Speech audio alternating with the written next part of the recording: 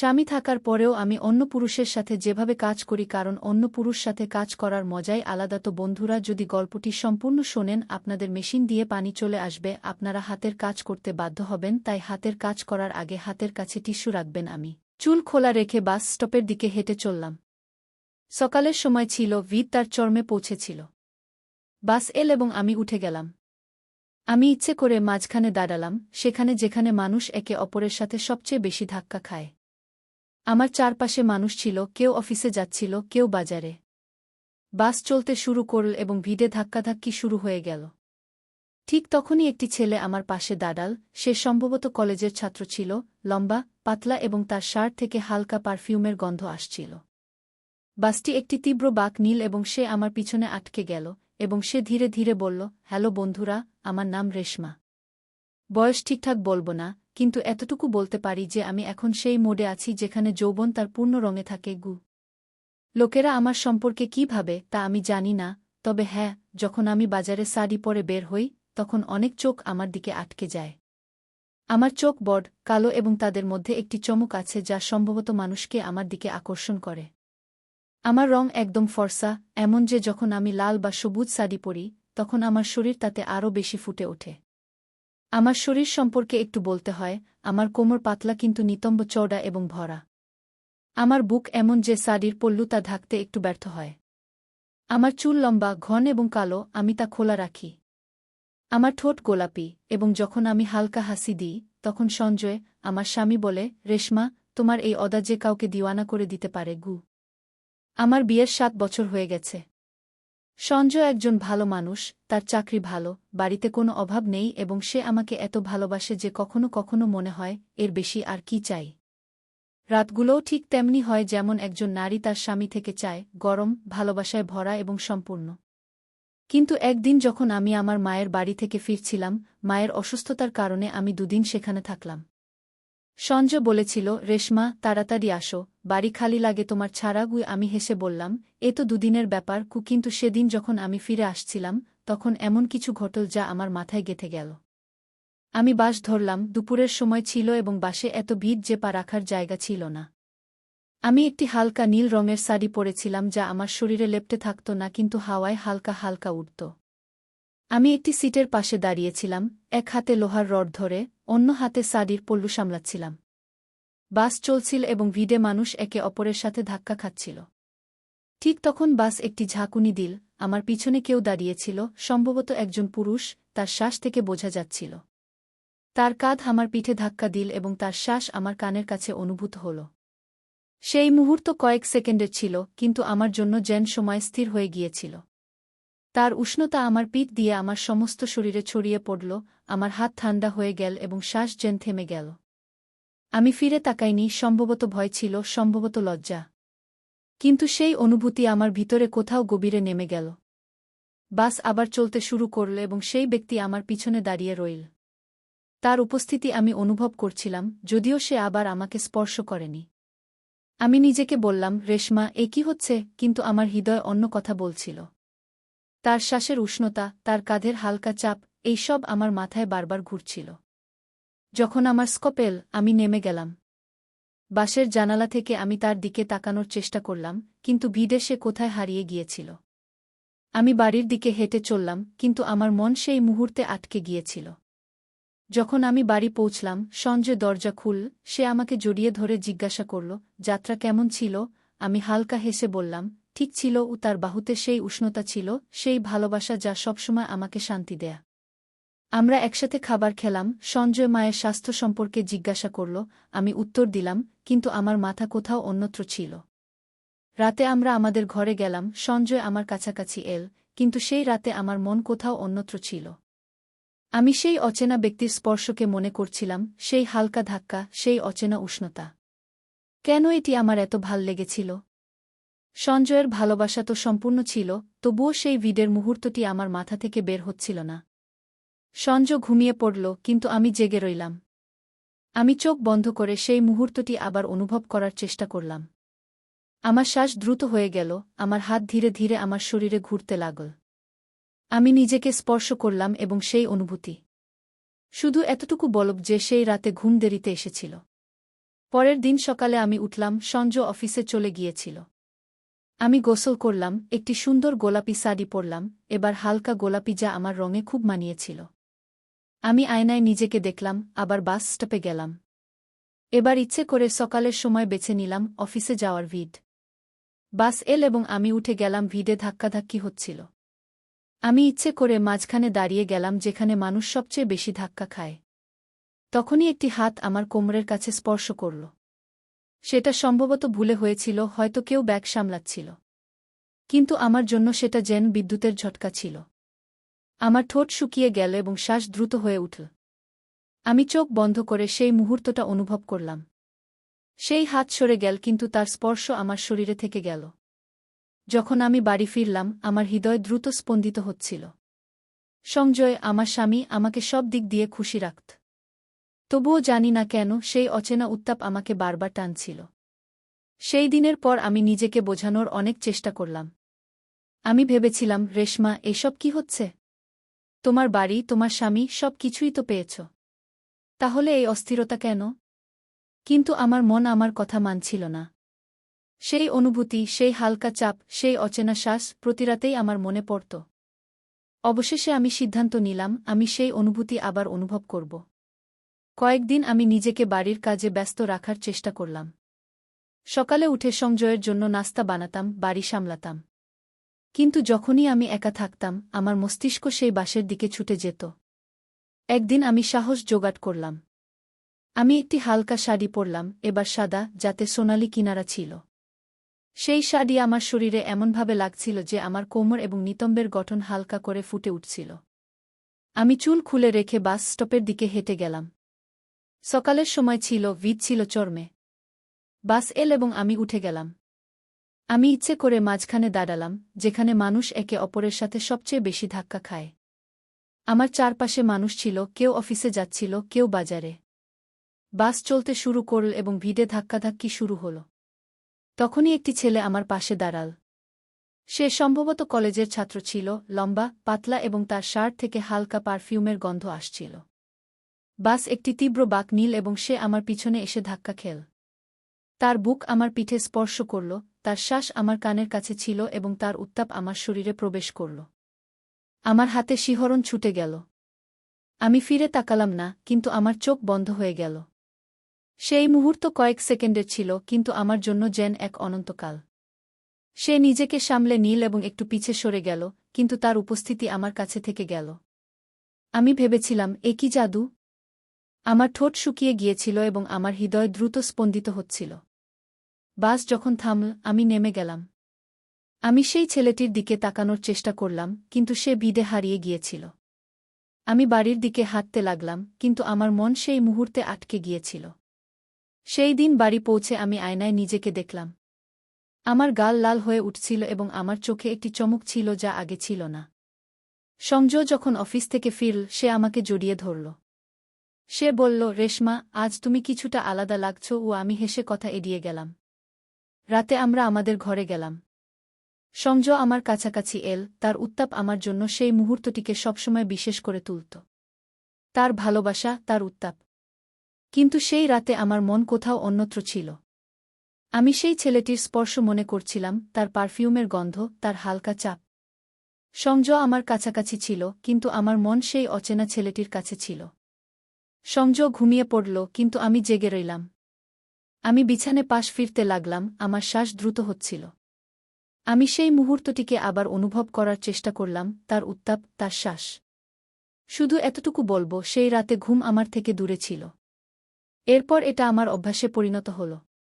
আমি প্রতিদিন বাসে যেতে শুরু করলাম, কখনো সকালে, কখনো সন্ধ্যায়। কিন্তু সবসময় ভিড়ের বাসে। আমার সেই অচেনা মানুষ, তাদের শ্বাস, তাদের কাঁধের চাপ, সবই ভালো লাগতে শুরু করল। আমি শাড়ি বেছে নেওয়ার দিকেও মনোযোগ দিতে শুরু করলাম, হালকা পাতলা শাড়ি যা আমার শরীরকে বাতাসের মতো স্পর্শ করত। আমি চেয়েছিলাম সেই স্পর্শ আরও গভীরভাবে অনুভব করতে। তারপর একদিন আমি ট্রেন ধরার সিদ্ধান্ত নিলাম। আমি ইচ্ছে করে জেনারেল কামরায় উঠলাম। সেখানে ভিড় ছিল, মানুষ একে অপরের সাথে লেপ্টে ছিল। আমি একটি হালকা হলুদ শাড়ি পরেছিলাম যা আমার রঙে খুব মানাচ্ছিল। আমার পাশে একটি মধ্যবয়সী মানুষ দাঁড়িয়েছিল, তার শার্ট পুরনো ছিল এবং তার শ্বাসে তামাকের হালকা গন্ধ ছিল। ট্রেন একটি ঝাঁকুনি দিল এবং তার হাত আমার এক নিতম্বের কাছে স্পর্শ করল। সে সরে গেল না, সম্ভবত সেও ভালো লাগছিল। আমার রাগ হওয়া উচিত ছিল, আমাকে তাকে ধাক্কা দেওয়া উচিত ছিল। কিন্তু জানি না কেন আমি চুপ থাকলাম। আমার শরীর সেই স্পর্শকে গ্রহণ করল। আমি চোখ নিচু করলাম, আমার হৃদয় দ্রুত স্পন্দিত হচ্ছিল। সেই হাত কিছুক্ষণ সেখানে থাকল এবং তারপর ভিড়ে কোথাও হারিয়ে গেল। যখন আমি স্টেশনে নেমে এলাম, আমার হাত পা কাঁপছিল। আমি বাড়ির দিকে হাঁটতে লাগলাম, কিন্তু আমার মন সেই স্পর্শে আটকে গিয়েছিল। সেই রাতে বাড়ি পৌঁছে সংজয় জিজ্ঞেস করল, রেশমা, তুমি ঠিক তো? চেহারা এত পাণ্ডুর কেন? আমি বললাম, হ্যাঁ, শুধু ক্লান্ত হয়ে পড়েছি। খাবার পর আমি আমার ঘরে চলে গেলাম। সংজয় জিজ্ঞেস করল, আজ আমার সাথে ঘুমোচ্ছ না কেন? আমি মাথা ব্যথার অজুহাত দিলাম। আমি আমার ঘরে গিয়ে দরজা বন্ধ করে দিলাম। অন্ধকারে বিছানায় শুয়ে পড়লাম। শুধু এতটুকু বলবো, সেই রাতে ঘুম আসতে দেরি হয়েছিল। পরের কয়েকদিন আমি একইভাবে ভিড়ে যেতে থাকলাম, কখনো বাসে, কখনো ট্রেনে। প্রতিবার একটি নতুন অনুভূতি, একটি নতুন স্পর্শ। এখন আমার আর ভয় হচ্ছিল না। আমি চাইতাম কেউ আমাকে স্পর্শ করুক, অনিচ্ছাকৃতভাবে বা ইচ্ছাকৃতভাবে। সেই উষ্ণতা, সেই চাপ আমার ভাল লাগতে শুরু করেছিল। কিন্তু সংজয় কিছুটা বুঝতে শুরু করেছিল। এক সন্ধ্যায় সে অফিস থেকে তাড়াতাড়ি ফিরে এল। আমি তখন বাড়িতে ছিলাম না, ভিডের বাসে ছিলাম। যখন ফিরলাম সে বলল, রেশমা, তুমি আজকাল খুব বাইরে থাকছ, কি ব্যাপার? আগে তো তুমি বাড়ি থেকে কমই বের হতে। কি? তার কণ্ঠে সন্দেহ ছিল, কিন্তু সে রাগে ছিল না। আমি ঘাবড়ে গেলাম, কিছুক্ষণ চুপ করে থাকলাম, তারপর বললাম, এমনি ইচ্ছা করে, একটু ঘুরে বেড়াতে ভালো লাগে। সে আমার চোখের দিকে তাকাল এবং রাতে একা ঘুমানো নিয়ে বলল, আমি কি তোমাকে বিরক্ত করছি? তার প্রশ্ন আমার হৃদয়ে বিঁধে গেল। আমি বললাম, না সংজয়, তা নয়, শুধু ঘুম আসে না। সে চুপ রইল, কিন্তু তার চোখে এমন কিছু ছিল যা আমাকে ভয় পাইয়ে দিল। সেই রাতে আমি আবার আমার ঘরে গেলাম। সংজয় কিছু বলল না, কিন্তু আমার মনে হচ্ছিল সে এখন নজর রাখবে। আমি ভাবলাম, রেশমা, তোমার থামা উচিত।